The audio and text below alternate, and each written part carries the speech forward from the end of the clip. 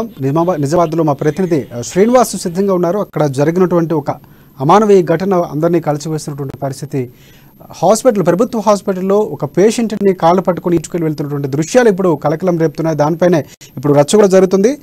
Right, చెప్పండి Srinivas.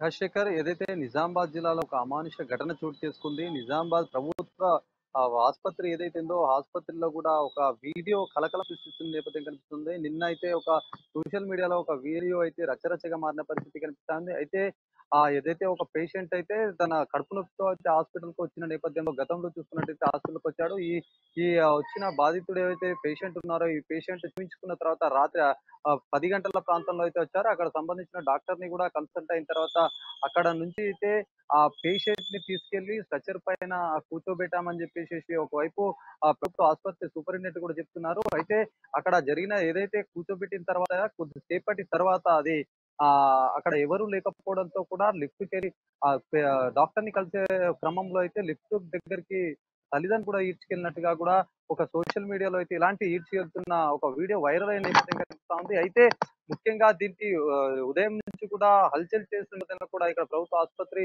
Superintendent ప్రతిమారాజు కూడా media సమావేశం ఏర్పాటు చేశారు, స్పందించారు.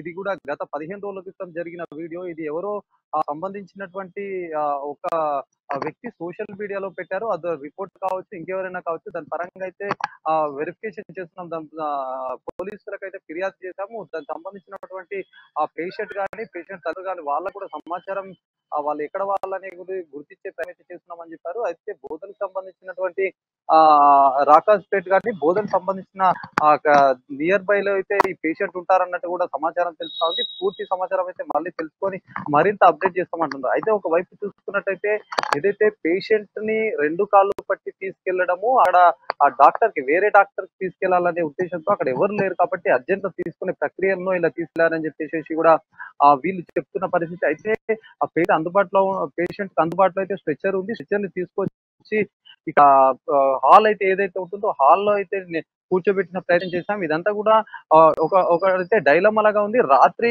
ఏదైతే పేషెంట్ వచ్చారు, పేషెంట్ వచ్చిన తర్వాత అతను తీసుకెళ్లి స్ట్రెచర్ మీద తీసుకెళ్లి సంబంధించినటువంటి హాల్లో కూర్చోబెట్టారు. అయితే ఉదయానికి సంబంధించిన పూర్తి ఆయనకు కొద్ది డ్రింక్ చేసిన వాతావరణం అయితే ఉంది. ఆయనకు సంబంధించిన అనేక సమస్యలు కూడా ఉన్నాయి. ఈ సమస్యలో అయితే మెరుగైన డాక్టర్ చికిత్స అందే విషయంలో అయితే ఓపీ ఉదయం ఉంటుంది కాబట్టి రైట్. ఒకటి ఇప్పుడు ఇంత జరుగుతున్నటువంటి క్రమంలో మనం అంటే ఒక స్ట్రక్చర్ లేదు, దానికి ఇచ్చినటువంటి వివరణ కూడా సూపరింటెండెంట్ ఎవరైతే ప్రతిమరాజు ఉన్నారో ఆయన ఇచ్చినటువంటి వివరణ కూడా మనం చూసుకుంటే ప్రధానంగా ఇక్కడ పేషెంట్లు తల్లిదండ్రులే ఆగకుండా ముందుకు తీసుకువెళ్ళిపోయారు. అంటే అక్కడ ఉన్నటువంటి కొరత మనకు కూడా క్లియర్గా కనిపిస్తుంది. అంటే ఉన్నటువంటి అక్కడ ఏవైతే స్ట్రక్చర్స్ కూడా సరిగ్గా అనుకూలంగా లేవు, వీల్ చైర్స్ కానీ అందుబాటులో సరిపోయిన లేవని కూడా మనం అనుకోవచ్చు. శ్రీనివాస్, చెప్పండి. ఇలాంటి ఘటనలు చూసినప్పుడు నిజంగా ప్రభుత్వ ఆసుపత్రులపై మంత్రులు కానీ లేకపోతే ప్రభుత్వం కానీ చేస్తున్నటువంటి ఆర్భాటాలు, చేస్తున్నటువంటి ప్రారంభోత్సవాలు చూసి చాలా వరకు నమ్మకం కలుగుతున్నప్పుడు కూడా ఇలాంటి ఘటనలు చూస్తే ఖచ్చితంగా హాస్పిటల్కి వెళ్ళాలంటే ఆలోచించవలసినటువంటి పరిస్థితి. అక్కడ వివరణ కూడా ఇస్తున్నారు. అంటే ఎవరైతే ప్రతిమరాజు ఉన్నారో హాస్పిటల్ సూపరింటెండెంట్ తను ఇచ్చినటువంటి వివరణ మనం చూస్తున్నాం. పేషెంట్ తల్లిదండ్రులే మీ వచ్చేలోపు చెప్పేలోపు ఆగకుండా వెళ్ళిపోతున్నారు అని. అంటే ఇక్కడ